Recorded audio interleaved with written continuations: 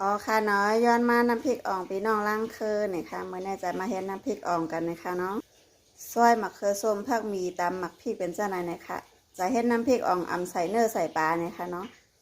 น้ำมันเหลือแล้วก็ใส่มิ้นค่ะใส่มิ้นแล้วก็ใส่หอมแรงค่ะคู่หอมแรงให้มันเลิงๆก่อนนะคะเนาะแล้วก็ใส่หมักเคอส้มค่ะคู่หอมแรงไว้หอมแรงมันไปเลิงนะคะเนาะเขาค่ะจะมาต้มผักกันก่อนนะคะเนาะน้ำเลือดเนี่ยก็เอาหมักเคอใส่ค่ะใส่หมักเคอก็ทมโถแมงจี้ใส่ค่ะก็เป็นผักอีสันก็ต้มกับน้ำพริกไรกูเมียวนะคะเนาะมันต้องเป็นผักส่วนไหนก็ไรค่ะผักต่างเมียวก็ไรนะคะเนาะหอมแรงมันเหลืองนะคะเนาะไม่เอาหมักเคอส้มใส่ค่ะเอาหมักเคอส้มใส่แล้วก็คู่กับคู่มันนอกเลยหมักเคอส้มแล้วนะคะเนาะนอกหมักเคอส้มแล้วก็ไหนนะคะเนาะเต้มันอ่องใส่ปูรินก็ไรอ่องใส่หนังป้องก็ไรแคมูก็ไรนะคะเนาะอ่องไข่เนอร์ก็ไรนะคะแต่ตีนั่งแซงกิ้งนำไข่กินเนื้อกินปลานะคะตีนั่งแซงกิ้งจะให้อ่องใส่ถุนเอาลายๆก็ยังนะคะเนาะ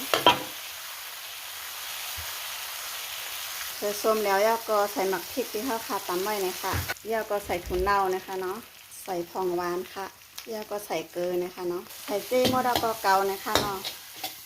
น้ำพริกอ่องใต้เคืองก่อนนี่อย่างมากมายนะคะเนาะง่ายนะคะน้ำพริกอุปีน้องล่างคือก็เฮ็ดไล่เหลวอันก้อยนะคะเนาะอันในป้อใครกินน้ำพริกอุ่มก็เอาผักมีผักกีใส่เอาก็แล้วนะคะอำโลใส่น้ำนะคะเนาะแต่ป้อใครกินน้ำพริกอ่องเนี่ยก็ต้องใส่น้ำค่ะเข้ากันหมดก็มาใส่น้ำค่ะอันนี้เป็นน้ำพริกอ่องค่ะต้องใส่น้ำพริกอ่องเหลือแล้วนะคะเนาะแล้วก็ใส่ผักมีผักกีอะไรค่ะแล้วก็จิ้มด้วยไข่สำมันจางก็แทงอะไรนะคะเนาะซุปแล้วก็มาตักใส่หวานกันค่ะใส่หวานค่ะนะคะตักใส่หวานยาวนะคะเนาะนี่ค่ะผักที่ข้าวขาต้มก็มาจัดกับจะไหนนะคะเนาะนี่ค่ะ